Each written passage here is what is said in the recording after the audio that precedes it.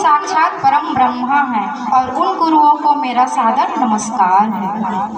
सम्मान्य प्रधानाचार्य जी, आदरणीय शिक्षकगण और मेरे प्यारे छात्र छात्राओं, आप सभी को शिक्षक दिवस की हार्दिक शुभकामनाएं। आज मैं आप लोगों को दो ऐसे शिष्यों के बारे में बताना चाहूँगी जिन्होंने अपने गुरु के प्रति अपने सम्मान को, उनके प्रति आदर को आत्मसात किया और जगत में उनका नाम अभी भी कायम है।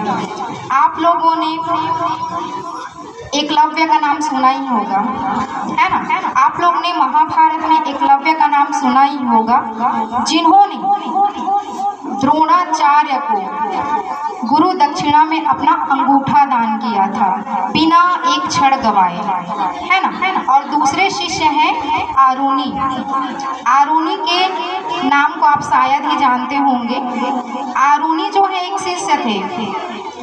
प्राचीन काल में अयोध्या नाम के एक ऋषि हुआ करते थे। उनके आश्रम में आरुणि नामक एक शिष्य थे।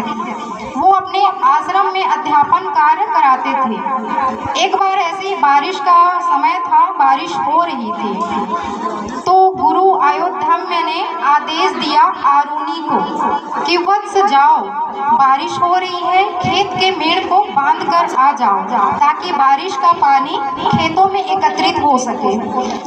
उनकी आज्ञा का पालन करते हुए आरुणि खेत चले जाते हैं। वहां जाके उन्होंने खेत के मेड़ को बांधने का प्रयास किया, परंतु तेज बारिश हो रही थी, पानी का बहाव ज्यादा था, जिसके कारण मेड़ जो है बार बार कट जा रही थी। और लगातार प्रयास करने के बावजूद भी आरुणि उस कार्य में असफल हो रहे थे। अंत में आरुणि वहीं खेत की मेड़ पर लेट गए। इस समय बहुत समय विलंब हो गया, बारिश भी थम गई और पानी भी खेत में भर गया, परंतु आरुणि जो है वहीं खेत की मेड़ पर लेटे रहे। इधर आश्रम में संध्या वंदन का समय हो गया।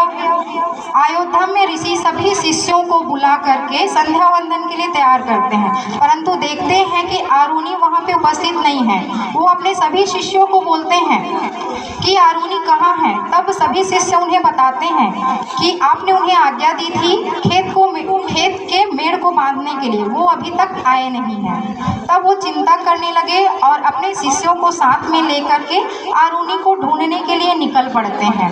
वो बहुत इधर उधर ढूंढते हैं। संध्या का समय हो गया था, उन्हें आरुणि दिखलाई नहीं पड़ता।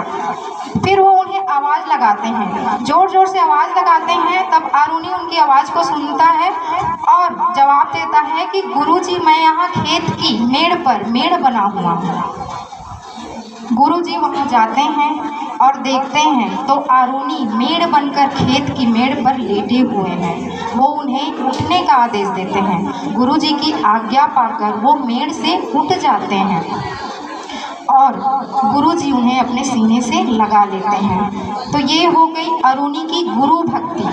अपने गुरु की आज्ञा का पालन करने के लिए भरी बरसात में खेत की मेड़ पर वो स्वयं लेट गए थे ताकि खेत में पानी भर सके। और दूसरे हैं एकलव्य। एकलव्य क्या है? एक निषाद भील थे। छोटे कुल के होने के कारण द्रोणाचार्य ने उन्हें अपना शिष्य बनाने के लिए इनकार कर दिया था, परंतु उन्होंने दृढ़ निश्चय कर लिया था एकलव्य ने, और उन्होंने द्रोणाचार्य की प्रतिमा बनाकर रोज अभ्यास कार्य करते थे। अभ्यास करते करते वो निपुण होने लगे। एक दिन द्रोणाचार्य अपने शिष्यों और एक कुत्ते के साथ में सैर के निकले। अब कुत्ते का स्वभाव आप लोग जानते ही हो, इधर उधर देख के उनका भौंकने का स्वभाव होता है। अब वो भौंकते भौंकते कहाँ जा पहुँचे? जहाँ पे एकलव्य एकांत होकर, एकाग्रचित होकर अभ्यास कर रहे थे, है ना। अब बार बार जो है कुत्ते के भौंकने के अभ्यास से वो परेशान हो रहे थे। तब उन्होंने एक ऐसा बाण चलाया जिससे कुत्ते को कोई हानि नहीं हुई और उसका मुंह बंद हो गया और वो सीधा चले गया गुरु द्रोणाचार्य के पास। गुरु द्रोणाचार्य ने देखा तो वो स्वयं स्तब्ध रह गए और खोजते खोजते आ गए एकलव्य के पास। अब उन्होंने एकलव्य को देखा तो वो आश्चर्यचकित हो गए कि बिना मेरे सिखाए मेरा प्रतिमा बनाकर एकलव्य इतने अच्छे से प्रयास कर रहा है, निश्चित ये महान धनुर्धर बनेगा। इस आशंका से वह डर गए, क्योंकि उन्होंने पहले से ही वचन दिया था अर्जुन को महान धनुर्धर बनाने का। इसीलिए उन्होंने कहा, वत्स मैं तुमसे कुछ मांग सकता हूँ। एकलव्य ने बिना क्षण गवाए बोला, आपको मैंने गुरु मानकर अभ्यास सीखा है, आप मेरे गुरु हैं, आपके लिए मैं अपने प्राण भी दे सकता हूँ। द्रोणाचार्य कहा, मुझे आपका प्राण नहीं चाहिए, मुझे तो केवल आपके दाहिने हाथ का अंगूठा चाहिए। उनका बस इतना कहना था कि एकलव्य ने तुरंत ही अपने दाहिने हाथ का अंगूठा काटकर अपने गुरु के चरणों में भेंट कर दिया। तो दो ऐसे शिष्य हुए, आरुणि और एकलव्य, जिन्होंने गुरु की महत्ता को जाना और गुरु के आज्ञा का पालन करते हुए एक क्षण की देरी से भी अपना शिष्य का जो धर्म होता है उसको निभाया।